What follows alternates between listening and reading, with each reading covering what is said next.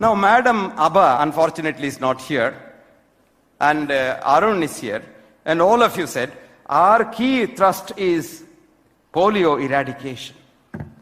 Polio has disappeared. Fine. But did you know these diseases have a different thing altogether? Disease doesn't go because of our treatment or vaccination. Disease goes when the immune system of the human beings improves. Remember that? These are called dynamic diseases. They have a cycle. If a layman wants to know what a dynamic disease is, I don't recommend you go into the medical literature, because there's a jungle full of dead wood. There's occasional teak or rosewood, but to get there, you will be eaten by the tiger or bitten by a snake. So I suggest a good book for you, a layman's book, which is called Turning Point. Book is called Turning Point, written by a physicist who himself became altruistic. His name is Fritjof Capra. Fritjof Capra is teaching physics in the New York University. Now what happens, this whole thing inside, you think, oh, science is very great. Let me tell you a small, quick story. 1907, J.J. Thomson gets the Nobel Prize, who was the director of the Cavendish Institute of Physics in Cambridge. Nobel Prize for saying that electrons are particles. Fine, Nobel Prize. 1937, his own son, P.J. Thomson, gets the Nobel Prize 30 years later for saying that they are waves. Nobel Prize. 1932, Erwin Schrödinger says they are wavicles. They are neither waves nor particles. Nobel Prize. And 1925, who got the Nobel Prize in 1956, Werner Heisenberg said, you just don't know what an electron is. Because you just can't see it. How do I see Arun? When I look at Arun, a few photons from his body eject out and hit my retina, and then I know Arun is there. Now, if one photon leaves an electron, the electron becomes non-electron. This is described in the scriptures thousands of years ago. What did it say? Asino vrajati duram, shayano jati sarvata. You have an electron which you can't see. And so beautifully said in the Gita, which is from the Upanishad, which says, Bahir antascha bhutanam. It is inside and outside of everything. Charam acharamevacha. It keeps moving. You're all, moving leptoquarks, but you look solid. It's Maya. Charam acharamevacha. It moves but looks non-moving. Sukshmavatet avijnayam. So this is the beauty of it. It is so subtle that no vijnana can ever look at the electron. That's the beauty.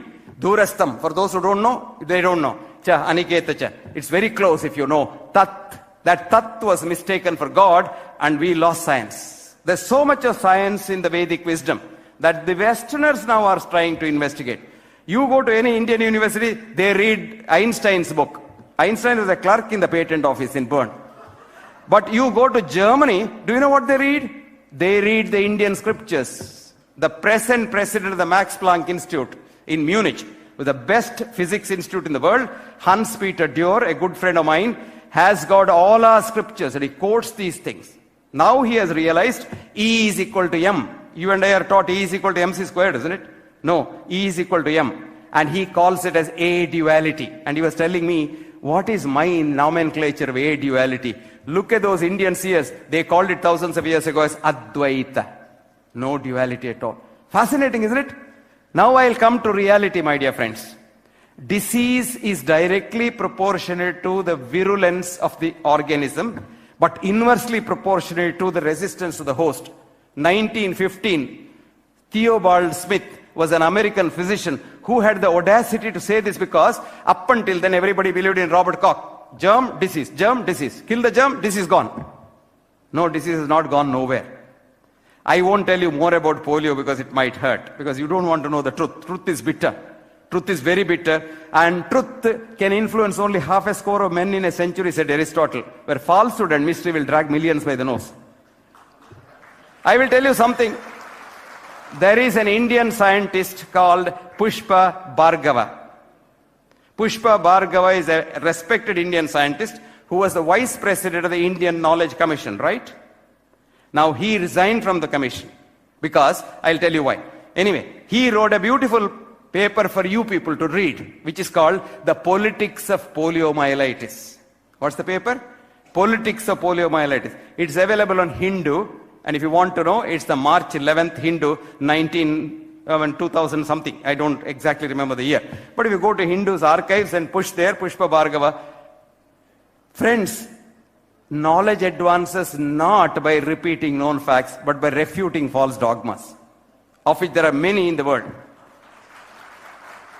Number one, even a textbook of medicine as recently as 2006, the British National Formulary has this sentence in it. Number one, do not give live oral polio vaccine to malnourished children.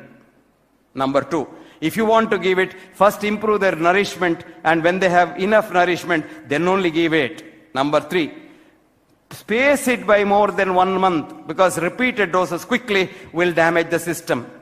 And number five, it's only in India that the 31st dose is being given the other day. Now the argument is all children don't come every time, so we'll give it. Those who have come, they have taken 31 doses. Now what happens in a poor child if you give polio vaccine? It's a live virus. So if the virus goes in and your whole immune system's head office is in the gut, from your mouth to the anus. And we need germs there. Do you know how many germs you got between your mouth and anus? You'll be shocked. 10 to the power 13, 100,000 billion germs you got there. If they're not there, you're not alive. We have a symbiosis with them.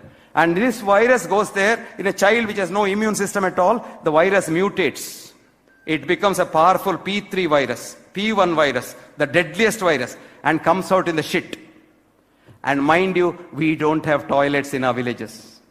And the shit gets dissipated in rainy season all over the place. Other children touch it and eat it, and they are now given a deadly P3 virus. And according to Pushpa Bhargava, thousands of Indian children got polio recently, not because of the God-given polio, but man-made polio. Do you know what India needs, my dear friends? Man is man's biggest enemy. What is the greatest service you can do? Let me tell you from my heart. Give a good example to society. Give a good example to society. I can preach to all of you and think that I have preached to the Rotarians and they will all become good human beings tomorrow. I have no guarantee. But I can take an oath standing on this pedestal. I will be a better hegde tomorrow than what I am today. I am sure of one thing. There is one rascal less in this world. I want each Rotarian to take an oath today. I want every Rotarian, Rotary kid, Rotary, everybody to take an oath, go home, stand before the mirror, cross your heart and say, I shall be a better human being tomorrow. I shall be homo altruisticus and not homo economicus. Because it's so easy to live by sharing. And let me tell you as a doctor, it improves your health. The immune system depends on three things. A, your mind, your consciousness. All negative thoughts destroy you and not the person they're aimed at.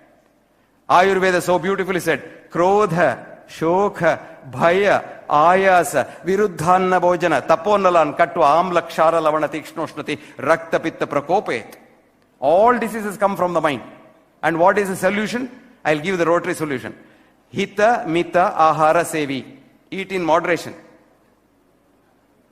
Be a gunda. Best thing is eat it and walk away and forgive him. Forgiving is not cowardice. Forgiving requires a lot of strength of mind. Then what does it say? Data, Samaha, Satyapara. Data, be a giver, not a taker. Samaha, treat everyone as equal. Don't look somebody down, look somebody up. And a man's character can be found out how he behaves with others. You just have to observe a man talking to his boss and talking to his peon. Then I know what the man is. If he talks in two different ways, he is a man to be shunned. I always tell young girls looking for a husband, just to go and watch him at his work. And see how he behaves with his boss and his assistant. If the behavior is different, leave him. End your dating that day itself, because he is going to be a very bad person.